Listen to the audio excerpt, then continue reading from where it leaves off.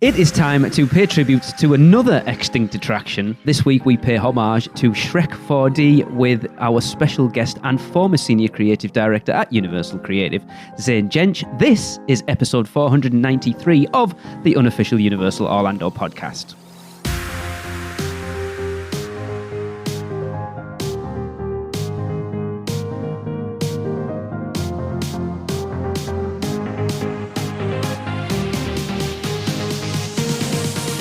Hey, welcome to Shrek 4D. Come on in, prisoners, grab your Ogre Vision glasses and come all the way to the front and fill in every bit of open space. Make sure each of you has a pair of Ogre Vision glasses. They were specifically designed by Lord Farquaad himself, just before his untimely demise, to be both practical and stylish. Go ahead and put them on and take a look at our podcast cam. Isn't that the best 3D you've ever seen?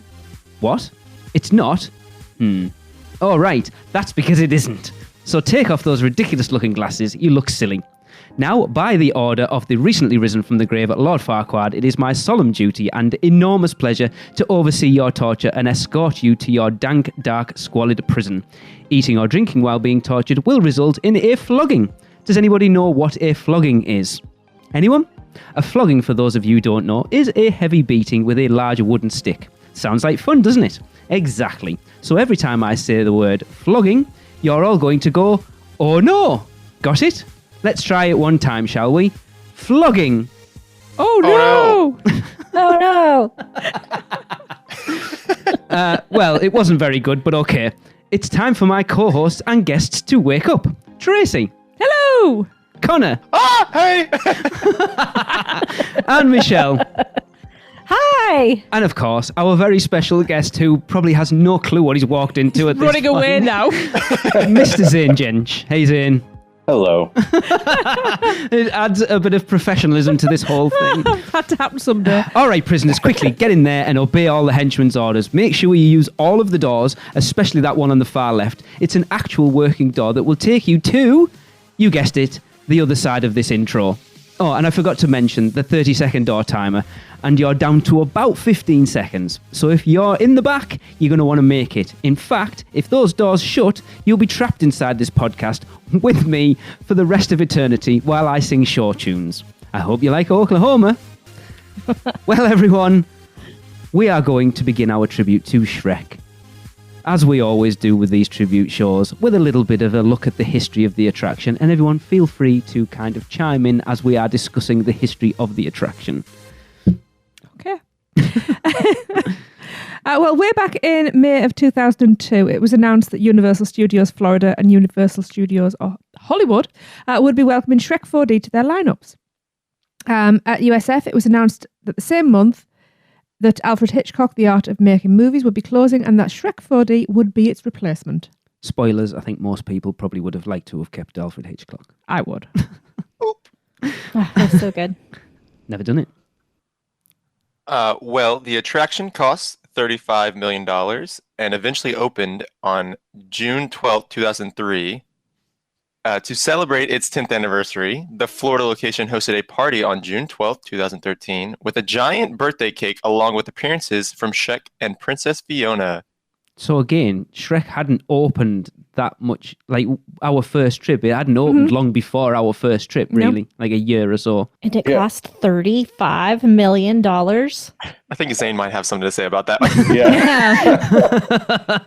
I should caveat all of this by saying that this is the time we're speaking about. I had just turned 20. This is half my lifetime ago. So I was definitely not in the room where it happened on this one. So there are, of course, tons of high-level conversations that I was never party to. So, there are definitely things I would not have known. Additionally, I will say, because it's now like 20 years ago, the Etch-a-Sketch has shaken a lot since then. So I'm going to remember things as best I can from this time period. I would not have had any kind of glimpse of the full financial picture on it. Yeah. But I will tell you, there is just no way in God's creation it was $35 million. What, less or more? significantly less. Oh my stars. Okay. It was like empty your pockets. Like what do you have on you? That's what we've got. A bit of lint and a gum wrapper. Yeah. The origins of the attraction are some of these things I'm not hearing firsthand. So I do want to, again, just put caveats on this.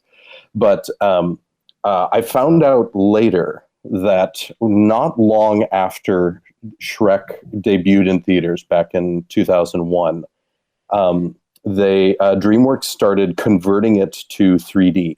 And the plan was that they were going to bring the movie to Universal to put it into a theater so that you could watch kind of the whole feature. It would have been the 90-minute feature converted to 3D, and that was something that DreamWorks was going to like volunteer and bring to Universal. At some point when they were in the middle of the conversion of the movie to 3D, they reached out to an old boss of mine at this is in the original three partners of Thinkwell, Craig Hanna, Cliff Warner, and Francois Bergeron. They reached out to Craig. I believe some of the folks at DreamWorks had worked with Craig when he was at Universal, so they kind of knew him, and they said, "Hey, come take a look at this. We're converting this." And off of the like kind of horrifying realization, like, you think folks are going to sit still for like a 90-minute movie? Craig wrote a white paper where he kind of said like, hey, here are the drawbacks and the challenges to, you don't want people walking in and out of a movie. It's not going to be a positive experience. People don't sit still for that long of an attraction. In some kind of white paper he had written for DreamWorks, he also then suggested like, hey, the type of experience you probably want to do is closer to like a Muppet Vision type attraction. And I believe Craig at the time, threw some high level thoughts at that it had, and I remember seeing artwork way later after I had worked for Universal that I think Andy Sklar may have done. That showed like the Rubberhead Lord Farquaad like running through the theater, right. And it felt more like a kind of a big Muppet Vision type show. So Craig had kind of as a professional courtesy given that to DreamWorks. So I guess at some point DreamWorks reached out to Universal and kind of volunteered this idea of like, hey, if we create an original short 3D film for the park, will you kick in the money to put this into a custom theater experience? And I believe there was also some of this was driven by they had paused production on Shrek 2, which was in development at the time, for I think 6 months. I think they were kicking back a bunch of it to story again. So they had the crew for Shrek 2 kind of sitting around twiddling their thumbs, and there was this opportunity to like, if we move right now, we can get this 3D film in development at DreamWorks Animation, which was still a separate company at the time, still PDI, and we can volunteer that for Universal. And so I think it was all kind of thrown together really very quickly. Okay. That all predates my involvement with it. That was all before I started peeking over the office partitions and saying like, "Ooh, what are you working on?" Well, right. I want to work on that. Let me start throwing gags at that. So that's, to the best of my knowledge, the origins. Yeah. For all of you who don't attend Halloween Horror Nights, the second Shrek Theater has been used for many years now as a haunted house location, housing the likes of Asylum and Wonderland at HHN 25, Krampus at 26, Saw: The Games of Jigsaw at 27. Halloween 4 at 28, Tracy's favorite, Killer Clowns from Outer Space at HHN 29, and most recently at HHN 30, Legendary Truth Case Files Unearthed. Some good houses in there, actually. Heck yeah. For those who haven't had the pleasure of experiencing the attraction, the queue is mainly along the outside of the building, passing by some hilarious Shrek-inspired movie posters, such as, I love this one, Donkey Horty, hilarious. Liar Liar starring Pinocchio and Claus, which is a Jaws reference, a Universal reference was where I'd actually gone, as well as a few jabs at the mouse with Lord Farquaad's Enchanted Tick Room, the show that will get under your skin. Fabulous. Yeah. The pre-show begins with the Three Little Pigs, which is awesome, or was awesome.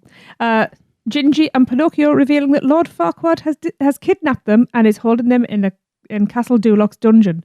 Gingy flees in the middle of the explanation, and the magic mirror begins to summarise the story of what happened before in the first Shrek film by stating, "A long time ago in a galaxy far, far away," as a Star Wars pun. Just in case you didn't know it was a Star Wars pun. When he's chastised, he quickly responds, "Sorry, I've been feeling really spaced out lately." After the mirror finishes, Lord Farquaad appears and tells guests that he intends to torture the fairy tale creatures as well as the audience in order to find Shrek and Fiona. The monitor screen later shows a test card with Lord Farquaad at the centre. The mirror then warns the audience about safety. The theatre doors are then opened and guests take their seats in the theatre. Right. The pre-show, and sorry Zane, I know you worked on this, but I know you actually did some of the pre-show as well, which is kind. Yep. Is by far the best part of this attraction. Love the pre-show. And that's not to say that the show itself is bad. Oh no, the pre-show is just phenomenal. But the pre-show is awesome. Yes, agreed. It's like the animatronics, the screen and stuff, it all just works so well. And I love the three little pigs in Shrek. They are my favourite characters. Especially, I don't know why I seem to have this affinity for German again. So I kind of like that they are German pigs. It's hilarious. But it's so good. It just, like Universal do pre-shows so well. Mm-hmm. And that was, when you think how old that was, that the pre-show was still really, really good. And originally there was no pre-show. Really? Because something, again, this is kind of outside of what would have been my wheelhouse at the time, but I believe DreamWorks was kind of only on the hook to create the main show film, which is why it's kind of an island. It's kind of incongruous to what happens before and after it, and that's a whole other kind of story. Okay. But it is they were only going to create a main show. And so I kept, bugging the attraction's creative director, a guy named Chris Lauren, who was incredibly supportive and really patient with a 20-year-old who just kept annoying him nonstop. Like, we should add this, and there should be a post show, and what about a meet and greet, and what about Q graphics, and all these things that there was no budget, no interest, no support for. He was incredibly supportive.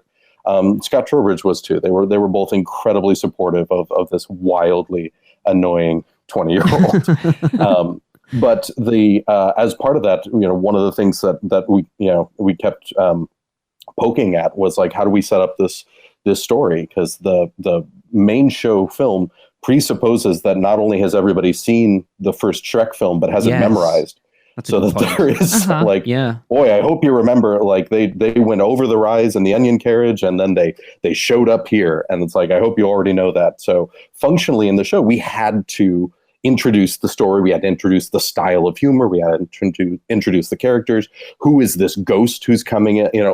We had to introduce just a ton of exposition really quickly, and originally there was no media for that. So I kind of took, I was given just the tiniest bit of rope, which was, as usual, every time Scott Trowbridge gave me like a tiny bit of rope, he regretted it instantly.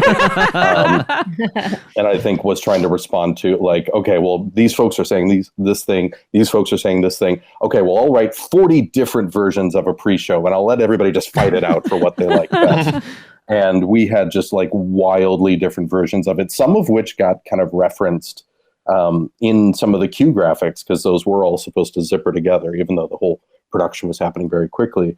But the one that kind of lasted the longest and was favored amongst Scott and Chris Lauren and I was a version of it where you're stepping into the pre-show chamber, and it was going to be a tavern, which felt like kind of an easy environment for us to kind of be able to afford on a shoestring budget, and felt like something that would just naturally invite in travelers, and was a good excuse to kind of exchange stories. And it was, in my concept, it was the Villains Tavern.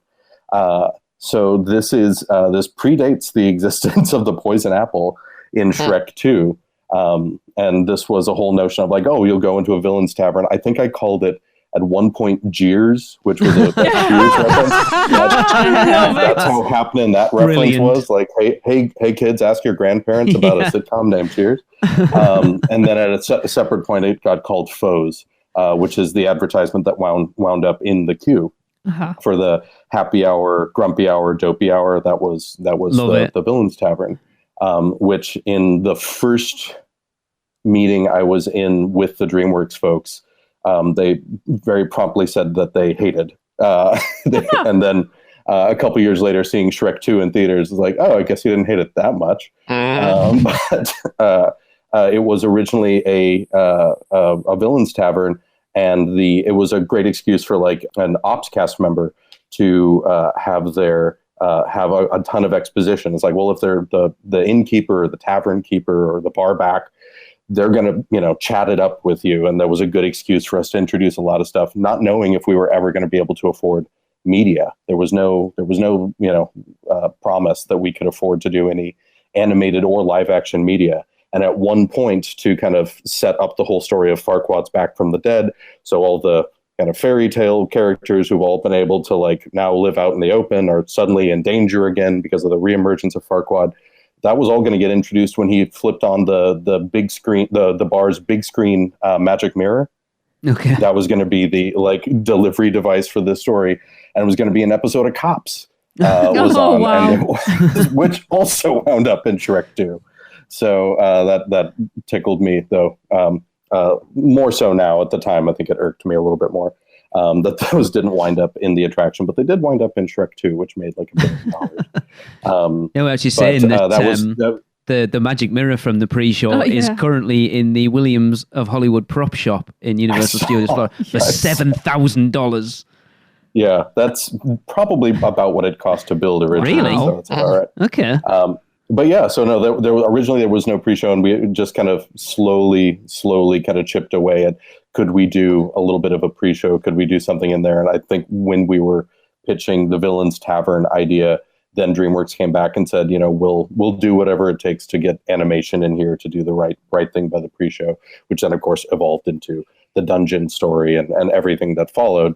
But yeah, no, originally there was no media or practical effects or anything pre-show, and we just kept chipping away at it until we got some support for it. It would have been really weird to have it just been like Shrek to have like walked into the theater and then like for no preamble into it, to just walk in, sit down, watch this 4D attraction and then walk out. It would feel weird, especially like that's not what Universal do. That's not what a top tier theme park does.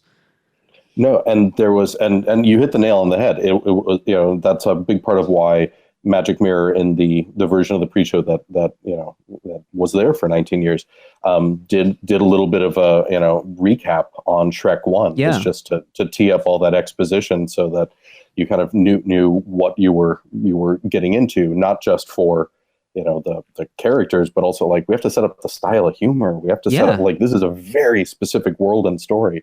So that's why he does all that, and why we had to keep adding things back in as DreamWorks was asking for cuts in the length of that pre-show, where we did the like highlights reel of Shrek 1. It's like no, it's really important here to like hit the emotional part of it too. That like he and Fiona they broke her enchantment because of this that it was love on the inside and all. Like there's kind of a line in the like we wanted to make sure you knew that it wasn't just like the joke about the fart joke and all this. Like we have to set up the style of humor, but like people connected with these characters, and we have to in just a couple minutes tell you why. Yeah. But like you also said, it's that thing of not everyone who walks into that theme park has seen those movies or experienced whatever the media is, and you've got to you've actually got me thinking now of a lot of the attractions inside the parks and how many of them you could walk into with no knowledge of the IP and understand what is going on. And there's a whole bunch of different ways, to set up the world, to set up the style of humor, to set up the story. The limitations we had on Shrek 4D meant that we were just doing very much once upon a time story time. We were just doing kind of a big exposition dump. But there's lots of great ways. Just across the way at Minion Mayhem, like Despicable Me sets up its style of humor because you have Gru's house and the wonderful propping and things. Like there's great ways to introduce this that are way less oh my gosh, just a dump truck backs up exposition, for 90 seconds. But yeah, it's really critical because you don't want to presume everyone has remembered not only all the nuances of the stories, even if they are familiar with it, but the things that are going to be important to this experience you're going into. So, you may have seen and loved Shrek, the movie, but we want to make sure that, like, hey, don't forget Farquaad. Don't forget what his goal was. Even though he's dead, he's going to be really important for this attraction for reasons. Yeah, definitely. Okay, so the short film itself, Shrek 4D, takes place immediately after the first Shrek movie. The spirit of Lord Farquaad returns from the dead to capture Princess Fiona, and it's up to Shrek and Donkey to rescue her. The search leads Shrek and Donkey searching around the local graveyard. Farquaad sends a stone statue of a dragon from his tomb to go after and kill them, similar to the dragon that we all know and love. Fortunately, the real dragon arrives to the rescue, leading to a chase scene featuring the sound of TIE Fighters blasters from Star Wars when the dragon shoots a fireball to create a tunnel in a cliff face, ending with the stone dragon losing its wings against the walls of a hole and falling into the water below. Lord Farquaad sends Fiona on a raft to fall over the waterfall with Thelonious still on it, not realizing he was supposed to get off. Fiona. Excuse me. Fiona. Yeah. That's her sister. No, she's Fiona, non-union and she's not canon. Fiona manages to break the restraints and knees Thelonious in the groin, causing him to fall off the raft. Shrek and Donkey arrive shortly after to rescue her before the raft plunges over the waterfall, but in the end, all four of them fall over the waterfall, only to be saved by Dragon, who then, under Donkey's orders, breathes fire at Farquaad, seemingly destroying him again. Dragon gives Shrek and Fiona a ride to Honeymoon Hotel, and she and Donkey ride off to have their honeymoon of their own. Shrek and Fiona's honeymoon is interrupted by the fairy tale creatures to celebrate after Shrek says, "Let the honeymoon begin." Shrek then pops the cork of a bottle of champagne, sending one of the fairies flying with the cork into the wall of the theater, ending the film. Guests then leave the theater to enter the gift shop. Shrek's Ye Olde Souvenirs. I mean, I'm not being funny, but there's a ton of innuendo in there again. There's a lot. And the queue, we were talking about it earlier, the queue has some pretty, I'm surprised it lasted this long, that it's on the walls of Universal. I'm going to be super real with you. We had very little parental supervision. Yeah, but that's good. That's what makes Universal stand out. The whole project. Yeah. It's kind of, That's what makes Universal stand out above Disney. I remember the first trip we ever came over, and they make no mistake, we are not Disney. Mm-hmm. It's a stupid thing. I always remember going into Circus McGurkus, and I can't remember. I think I got a milkshake or a soda or something, and they hadn't given me it, and I was like, "Oh, you haven't given me it." He went, "Hey, it'll come in a minute," and I was like, "Okay, that was a bit." It's like, "This isn't Disney. I don't need to be nice to you." I was like, "Fair enough." And I love that though, because they've continued to. I think they tried maybe 5 to 8 years ago, where I think they wanted to challenge Disney for that family market, and I think they've realised that they just can't compete with it, and now they've I'm glad. Yeah, and they've gone back to where you look at Hagrid's and Velocicoaster and Bourne, of doing what they do best and aiming at that teen to older market, and I think that is what they do best. And I'm glad they haven't tried to do Disney. And personally, I appreciate all the touches of innuendo around. It's brilliant. Because what's great is when the kid does not understand why their parent is giggling. Exactly. And it's just... I mean, to be fair, we're terrible at it. It's with Shrek, it's like layers, like an onion. Yes. What a brilliant reference. Oh, yes. I'm on form tonight. All right. Although the movie animation is 3D, the attraction itself is classed as 4D, as it incorporates physical effects, including motion seats which tilt forward, backward, vibrate, give you whiplash, yes, they raise do. up, and drop down during the show. Water sprayers are attached to the back of each seat to spray the face of the rider sitting behind it. Water sprayers on the ceiling spray riders seated on the front row. Of course, because it's not a Universal attraction if there's not water or fire in there. Mm-hmm. Correctamundo, yes. Multiple lighting effects are used, such as projected images of a moving waterfall on the walls or magical sparkles of flittering light. Air blasters on the front of every seat blow air against riders' neck and head. Leg ticklers are also used to simulate spiders crawling across the theater. Wow. Stationary seats, which do not move during this film, are marked and available for those who want to watch the film without the motion or vibration or hospitalization, but all the other effects are available whilst sitting in the stationary seats. If there was ever an attraction that should never have been opened during a pandemic, reading that, this is the one. It's amazing they didn't market with that towards the end. It's like water sprays. I mean, if you saw those water jets after 20 years of operation, I don't even want to think about it because that is disgusting. no. I promise you don't. Yeah. No, because I have major issues with stuff like that. And the hydraulics in those seats must be amazingly well maintained or just very well built. Because, I mean, hands up, being completely honest, I'm not sure we've done Shrek 4D since the first time we took the kids in 2009. Oh. I've only ever done it twice. It's gotten rough. Like over the years, it's gotten rougher and rougher. It's for loud. Sure. You're talking about the hydraulics. Yeah. It got loud. Yeah, their pneumatics and those things were deafening from word go. I was seeing the entire rows of empty seats just. Yeah, they look like, how are they gonna still? come out of the housing. Yes, they looked like they were going to all fly off. Yeah.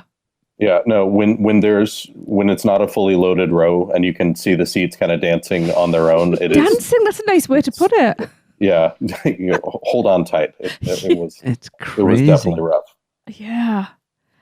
Outside Donkey's Photo Finish, which is a meet and greet attraction that opened in 2003 alongside the film, replacing Stage 54, consists of guests walking up to an animatronic donkey, which is awesome, and we haven't actually done it, which is disgusting. No, I know, and apparently there was a video on TikTok recently of them absolutely ripping someone to bits who had a Disney, I think it's either Mickey ears or a Disney shirt, and I haven't watched it. But Donkey mingles with them and it doesn't mingle, he chats with them.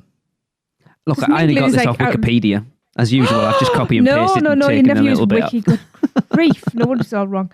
And of course, Donkey makes fun of them in the best way possible. The guests then have their picture taken with Donkey and move on to meeting Shrek and Princess Fiona. And it's quite fun to see them interact as well, because they quite often do. The attraction temporarily closed in June 2012 to make way for Transformers The Ride 3D before reopening in a new location next to Monsters Cafe. I don't remember it in its original location. To be fair, I don't remember what was there before Transformers, to be honest. I'm old now, my memory isn't quite what it was. But even though the attraction has closed, Donkey's Photo Finish is still operating. I hope it stays, because it is fun. I was about to say, it's so funny, because every time I walk by there, Donkey is talking about how sad he is. About, like, he's like, oh yeah, they closed my attraction down, but you know what? I'm still here. Yeah. There's nothing better than those type of meet and greets. Like we found coming over with the kids, when you do the non-face characters, it can be incredibly awkward. Our kids didn't have a clue what to do with them because you can't talk to them. Can? Or they're kind of gesturing and they're like, this is weird. They're like looking at us going, what do we do? This is weird. Yet one's like Shrek or Fiona. Not Shrek, sorry, Donkey and Fiona. You can have a bit of banter with them, and Universal's actors are on point when it comes to their improvisation skills. So it's so good. The more sarcastic, the better. The performers are incredible. Yeah, they really are. Yeah. And I'd hate to get off topic, but like going off of like the improv actors and stuff. Yeah. Hollywood's Transformers, at least Megatron, is like that. And it's some of the funniest stuff. And yet here in Orlando, our Megatron is just a soundboard or whatever it may be. Like it's, he just says what he says. It's still fun, but I feel like it could be a lot more fun. I'm going to get on my soapbox now, because they did Gregory, who used to be part of the podcast, used to work over at Transformers, and they did a one-day test of it, the interactive Megatron. And that was it. It was a one-day test, and they never did it again. And the reason we heard that they didn't do it, Zane, I don't know whether you've heard this, but the reason apparently was there's too many non-English speaking guests that come to Universal Orlando. And if that's true, it makes me go, right, but literally across the road, you've got Donkey doing the exact same thing. Yeah. I'm not familiar with any reasons why that would or wouldn't have gone to Orlando. I will say the interactions in Hollywood, though, with the Transformers are incredible. Yeah. Also, they have a beautiful new donkey puppet just outside the DreamWorks Theater where the Kung Fu Panda attraction is, and he does wonderful interactions. And my favorite is, I don't know if you've seen that for the Lunar New Year, that they will do Mr. Ping. Okay. Poe's father from Kung Fu Panda in his, at his noodle house, at his restaurant, as this incredible puppet that does these wonderful interactions with guests. And I wish Mr. Ping was in every theme park. Like, those interactions are fantastic. And I know that was a partnership between Universal Hollywood's Entertainment Group and Myco too. So they did that interaction, and I just adore all the stuff with Mr. Ping. I think they worked on the new donkey there as well, which is a beautiful puppet. I wish would come to Orlando. Looks so great. That's awesome, because of course it's Lunar New Year right now. Yeah. I said, didn't I? Got the email about them doing the Noodle House this year temporarily. Yeah. Have you taken a stroll down Diagon Alley and visited Gringotts Bank? Taken a ride through New York with Jimmy Fallon? Visited the Truffalo Trees in Seuss Landing, or hung out with a real-life Transformer? No? Then what are you waiting for? At Universal Orlando Resort, there truly is an option for everyone. Or if you're leaning a little more towards pixie dust rather than wands and potions, Disney destinations around the globe await your arrival. No matter the adventure, our sponsors have you covered. Be sure to let the experts at Mouse & Muggle Travel Company take care of all your travel needs, earning the distinction of being an earmarked agency specializing in Disney destinations, as well as becoming one of the first to be named a U Preferred agency with Universal Parks and Resorts Vacations. Mouse & Muggle Travel Company will ensure you receive top-rated customer service. Just visit mouseandmuggle.com to fill out a no-obligation quote request, or send your request to info@mouseandmuggle.com. Their team can take care of you no matter where in the world you want to go. With a flick of their wand and a little bit of pixie dust, the process will be so seamless, some might even say it's simply magical.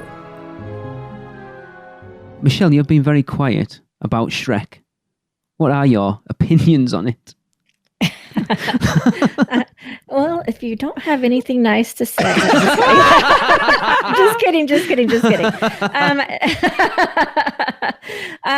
My most recent experiences with it were just, it was so outdated, you know, like it, and that's what's closest in my memory. It just needed a really big overhaul as far as like the technical aspects of it go, because it was not very pleasant to experience. Well, it could have been, you know, it just felt outdated. The characters are awesome and the gift shop were awesome.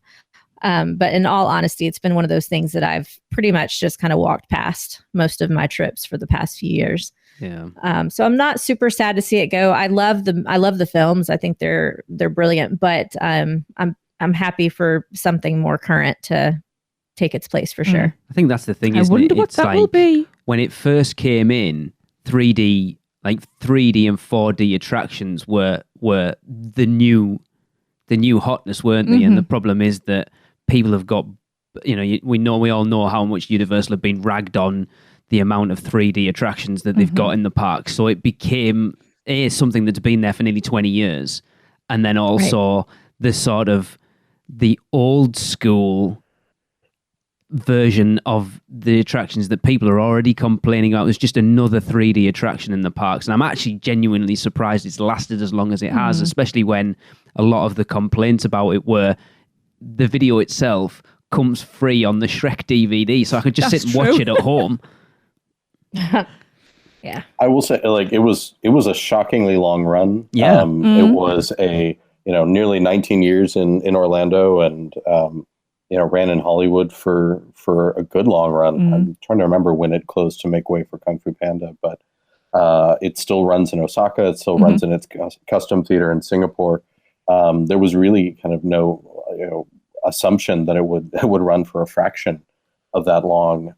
Usually when you're doing a 3D theater-based attraction, you're putting in an infrastructure so that you hope that you can rotate through more more content more frequently than that. It becomes easier to redo, and it just stayed. It kept getting more popular. The second theater that was added to it. So I don't know if anyone's familiar with the original Alfred Hitchcock, The Art of Making Movies attraction, which was wonderful. I was obsessed with that as a kid. I loved that attraction.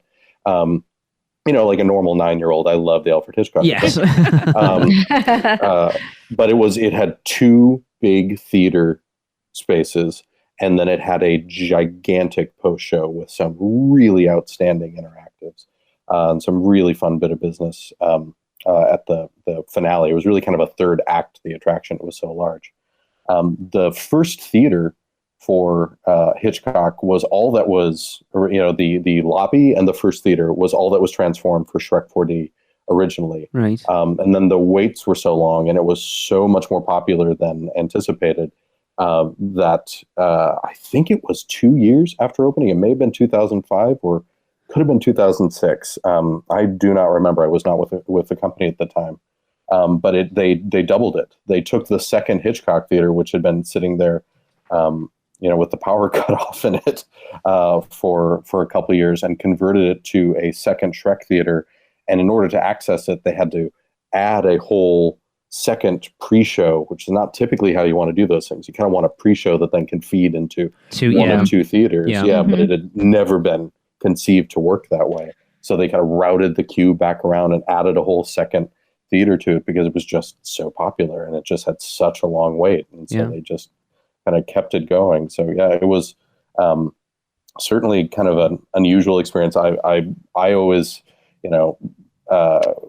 was, frustrated by the fact that the main show and the pre-show seemingly have nothing to do with each other. They look like they were developed by separate groups. They were. There was DreamWorks really stayed separate.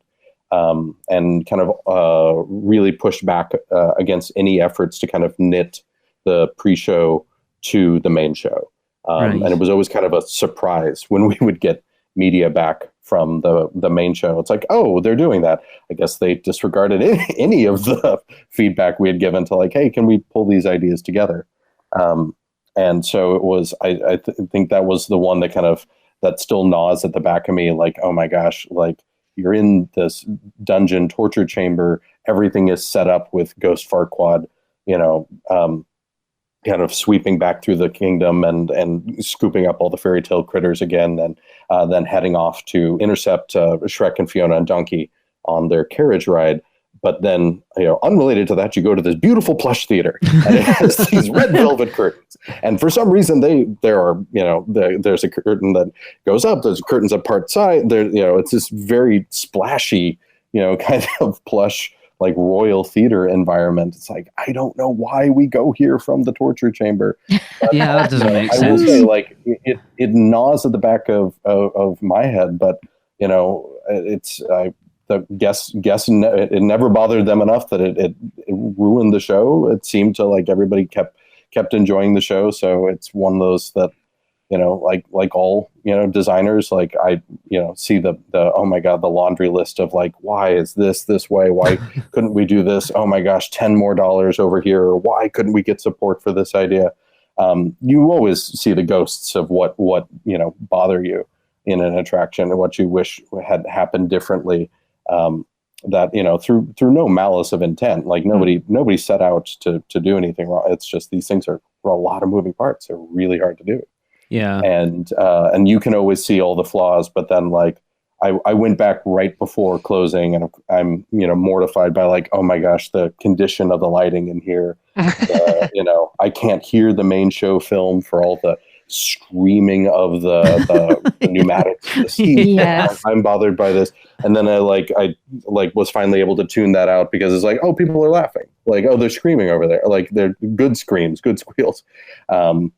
Not screaming like I am, like, why is the lighting so bad? And it was lovely. It was really nice to revisit it and kind of like wash away all the years of like, oh, why is it this way? Why couldn't we get a little bit more support for this? And it was nice to remember that, like, oh yeah, guests don't care. They just loved it and had fun anyway. They came in without baggage. the designers, we come in with all the baggage, all the emotional baggage of why this. So yeah, it was nice to revisit and get a fresh a look at it through fresh eyes. Yeah, I feel kind of sad that it's been that long. Like, it makes me realize that you should ride every attraction every time you visit the parks, because you never know that might be the last time you get to do it. And whether you like it or not, just to be able to say that it hasn't been 13 years since the last time we experienced Shrek 4D. Well, and to make you feel better from a guest perspective, I never honestly thought of the fact that I wasn't walking into what looked like a torture chamber when I walked into the theater until you just mentioned that. That's because those seats were like a torture chamber. Yeah. It never crossed my mind that was like inconsistent. Now, of course, I can't stop seeing it. No, you can't. Now that it's like Inception. Like, I've now introduced this idea. Exactly. But don't think about elephants. What are you thinking about? Then the chairs, the pneumatics start, and then you're like, the torture chamber. Exactly. I get it now. Yes. Well, and there was way more restraint on kind of all of the in-theater effects in the original kind of intent for it. There was going to be like one water spritz. There was going to be kind of one leg tickle. There was going to be one kind of neck blast.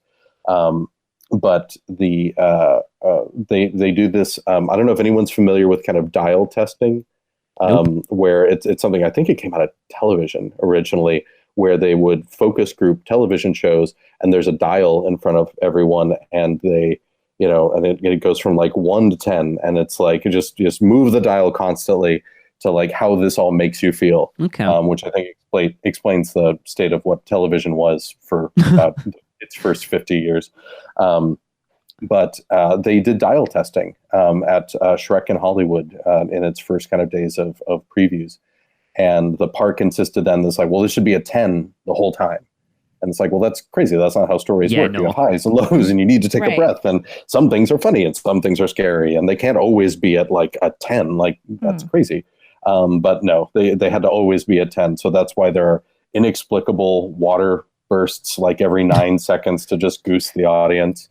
That all gets added by request or demand of the park. So wow. Because we talk about Halloween Horror Nights with the Halloween Horror Nights house. If it was scare, you would become, I mean, to be fair, we are all completely desensitized to it. But as an average guest going through, you need those down moments so that when the scare does happen, it hits. And that's got to be the same for every attraction. Heart rate back down as well. Yeah. No, it's pretty fundamental to like guest experience and storytelling, but like that was not the request. So I know that they went back in and goosed the audience a good deal more than originally intended on all that. I love that term, goosed. Yeah. Yeah. Was this the first attraction that Universal did that was like immediately after a big success of a movie? Because everything else that was previously there was pre-established, either had a bunch of sequels, stuff like that. Was this like the first time they made an attraction that was like, it just come out a year or two ago? No, I think Men in Black. That's a great question. Men in Black might have been around one of the early ones. Didn't that open in 2000? Yeah, from the 97 film. Yeah. I think there were certainly different scale attractions that would open kind of right on the heels of the release of a movie or a TV show. So, obviously in the studio tour in Hollywood, where there were a lot of kind of very modular pieces. So you could do something based around Airport 77 and kind of swap that in very quickly, or the summer that Casper comes out, there's a Casper sequence in the special effects tour, things like that. There were attractions that opened not quite day and date, but some of them, like Miami Vice, was going to be a Rambo stunt show originally, and was for the entirety of its development until, gosh, this is a question for Phil Hedema, but I think it was like 2 or 3 months before the attraction debuted, before the show debuted. They got the call from the studio that that this is no longer Rambo. You're going to do Miami Vice because it's this new TV series that's debuting on the network, and it's doing really well. So they could move very quickly on that. this was certainly, a larger indoor permanent media-based attraction, kind of right on the heels. So it certainly would have been a shorter turnaround time.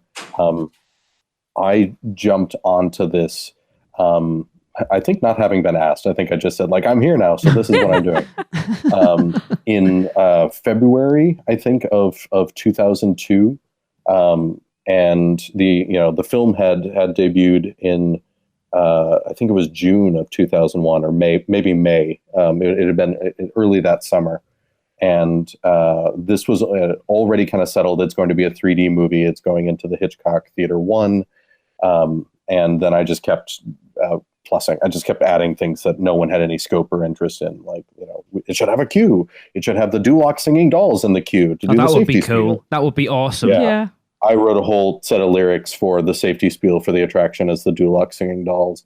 Because this is all happening concurrent to the Fantastic World of Hanna-Barbera was getting renovated to get turned into Jimmy Neutron's Nicktoon Blast, which I was also really lucky to insert myself into the process on. I think Eric Thomas didn't ask on that either. I just sort of volunteered myself, like, I'm here now. Yeah, Tracy loved Jimmy Neutron. It was so such a fun. Yeah. It was so terrific.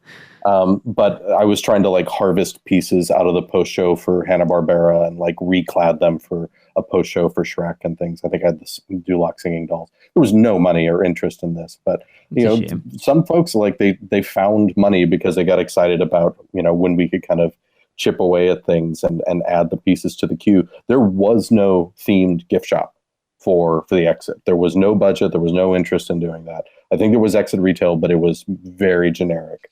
And I think that came from the money came from merchandise itself. I think they got excited about what we were doing in the queue. And so they said, like, well, could we, bring this a little bit more into the language of the film? And so they, spent their dollars really smartly.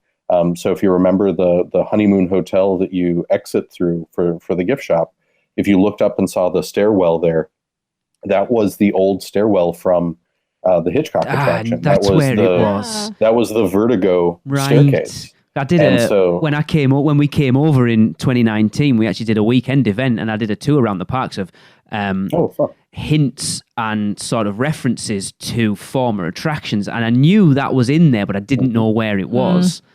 Right. Now I know where it is. It's that if you looked up at that stairwell, that was the top half of the old Vertigo stairwell. Okay. Which had some really fun kind of audio gags in there where you could hear Dragon and Donkey on the staircase. Cool. They didn't get a room at the honeymoon hotel, but they found themselves a little corner on the staircase. And then every now and then you would hear one of the other guests in the hotel kind of open the door and peek out at what the noise was on the staircase. And you hear them scream and slam the door. I love stuff like that. None of that was in there originally. That was all just stuff that because we're kind of slowly chipping away and adding fun, graphic stuff for the queue that other folks kind of got excited and scrounged up some dollars and put a lot more, kind of embroidery around the 3D film itself, which was really lovely. People did some terribly clever things with very few dollars. I have to say, like, while we're talking about people who did brilliant work for with the very limited budget they were given, all of the graphics for the attraction I had written, but they were all designed by the brilliant Wayne Clark, who has a long storied history with Universal Graphics. He did all of the signage and graphic design for Port of Entry, for Islands of Adventure at opening. He did all the signage for Jurassic Park as well. So like the little the two dinosaurs that are sipping out of like a Coke float that's on that sign back in Jurassic Park, that was Wayne. Wayne had worked on the signage for, I think, at least Main Street and maybe some other stuff for Hong Kong Disneyland. Okay. And he's just recently worked on Universal Beijing, I think, kind of park-wide graphics. Wayne did all of the design, like just any crazy thing that I, would sneak to him and say like, hey, how about these next 15 signs? Wayne would do all the design work for those, and they were really brilliant. He just turned around a ton of hysterical work in no time flat. That was all Wayne's doing.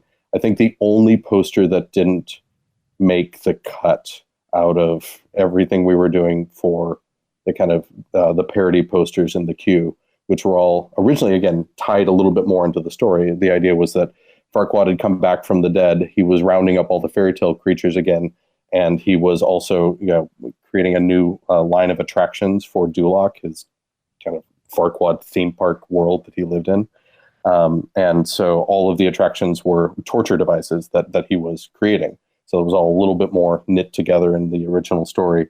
And that's where all of those attraction posters originally started. That was all part of that story. They weren't just kind of these random jabs. They were tied into the story.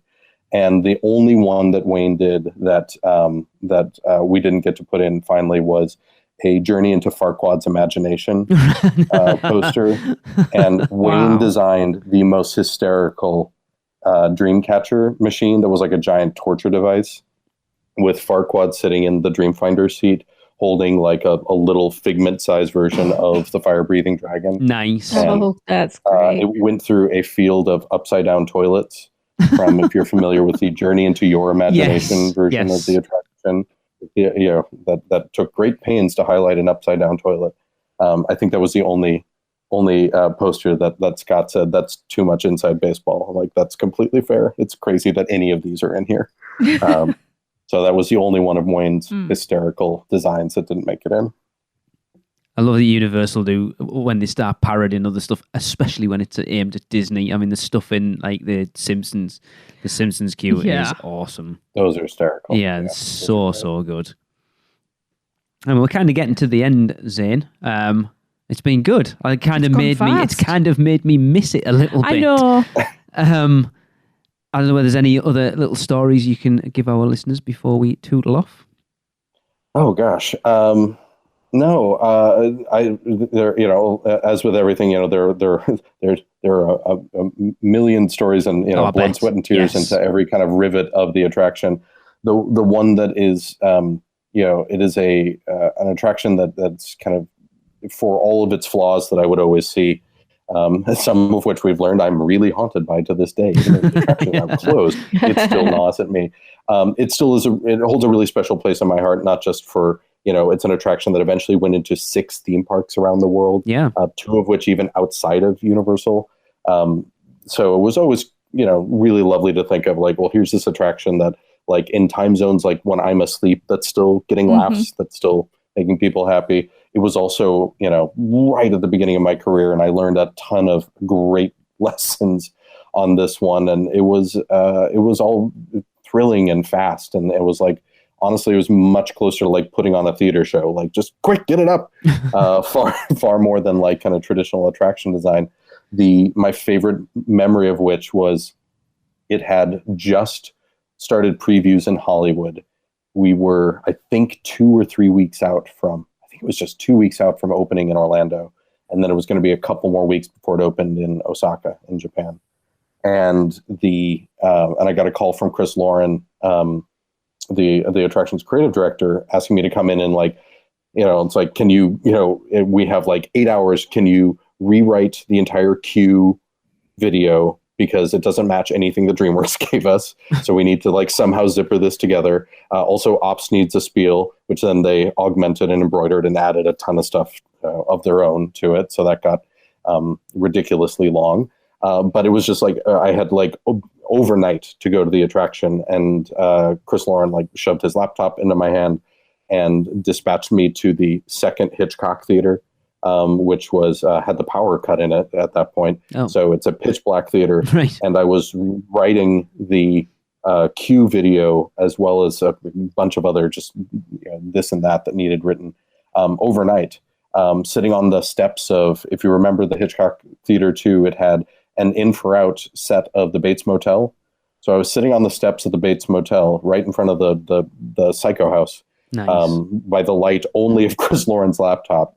And it was the time of my life. Like that, you could not imagine something more fun. It's like, this is terrifying. Is this really how themed entertainment happens? And it's like, yes, it does. So oddly enough, this is how it happened. So it got an overnight rewrite. So that is a lot of kind of early favorite memories from good hard lessons learned were on Shrek 4D, and I was only able to do that because I had really very patient mentors over there, people who should not have been as generous with their time or as supportive as they were, and that meant the world.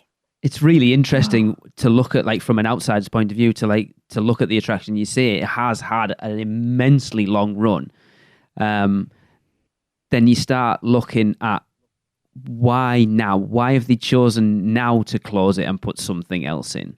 I mean, I assume it must have been the guest satisfaction ratings and the throughput, the amount of guests that were putting through on a daily basis has obviously been pretty high throughout its run. But you often wonder, what's the reason they decided to pull the trigger on closing it now? Because we've expected it to close. Realistically, we've been talking about it on the podcast for 5 years of, like, surely it's time for Shrek to go now. And you never know. I'm certainly not part of those conversations. No. But, you're always looking for, operators are always wisely looking for utilization, right? It's like, where do we have a facility that is not doing the numbers it used to do for throughput? They clearly still have the crowds. Where is there an opportunity to put in new show and new lifeblood, which is a great idea. It's a prime location for something great and new. Definitely. And it's it certainly had a great long run. Like can't fault that at all. So it was really nice to see that it got the reaction it did on the final night. I had already traveled for my new project, but I did get to see the videos on Twitter of folks singing Hallelujah in front of the closed attraction. It tickled me. But I know that what's headed there next is going to be a great big really imaginative new show. So it's going to be a lot of fun. I'm not going to ask you what it is because I know you can't tell us, but do you know what's going in there, Zane? Oh my, yes. Yeah. Tease everybody listening, like, ask him. I'm not going to ask you because I know you can't tell us, but no, there's a really great team that was working on something when I was just wrapping up my last commitments at Universal. They were working on the new thing of what it was going to be, and some of the folks over there had picked my brain about it. Okay. I thought they've got something really fun up their sleeve, so I hope that translates and is a big hit for them and runs for twice as long as Shrek did. I think it shows you how well beloved it was among at least a certain faction of the theme park community that the Farewell to Shrek shirts that they released sold out pretty much instantly. And whether they're eBay scalpers or not, we don't know, but they didn't last long, which is good. Yeah, it would have been lovely if they had more Shrek 4D merchandise while it was an operating attraction. But hey, better late to the party than not to arrive at all. Exactly. That's true. Anyone else got any comments they want to make before we finish? No, Connie, you've been really quiet, and Michelle for that matter. We're just listening. I've been like engulfing all the information. Like, this is awesome to listen to. Yeah. This is why I do this podcast, because I just enjoy listening to all these stories. Yeah, we get to be a listener on these shows. Basically. It's great. Zane, it has been awesome to have you on the show. I've really appreciated it. And again, for an attraction that isn't many people's favourites, sort of delving behind the early days of it and behind the scenes a little bit, it's actually been really interesting. So thank you so much for coming on the show. Oh, thank you so much for having me. This was fun to pick at old scar tissue. Oh, buddy. He's not going to sleep well tonight. Those nightmares will be coming. I do apologise. But yeah, that's going to wrap up another episode of the show. And of course, we will wrap up this episode like we do every week with a Universal Is. And I have asked Zane if he will supply this week's. But of course, if you want to get involved, all you got to do is let us know what you think Universal is in 3 words or less and send them to us at podcast@uuopodcast.com. But for now, I want to hand it over to Zane. So Zane, it is over to you. Universal is ride the movies. I mean, Universal Classic. couldn't put it better themselves. Yeah. Perfect. Cool. Right. We'll see everyone next week. Guess that wraps things up for another Unofficial Universal Orlando podcast. You guys did all right. Follow us on Facebook, Instagram, Twitter, YouTube, and Pinterest, keyword UUO Podcast. Listen and subscribe to us on Apple Podcasts, Spotify, Google Podcasts, Stitcher, or anywhere podcasts are found. You can find our blog at uuopodcast.com. Send us your spews, which Lou gets your poo recordings, questions, or comments to podcast@uuopodcast.com.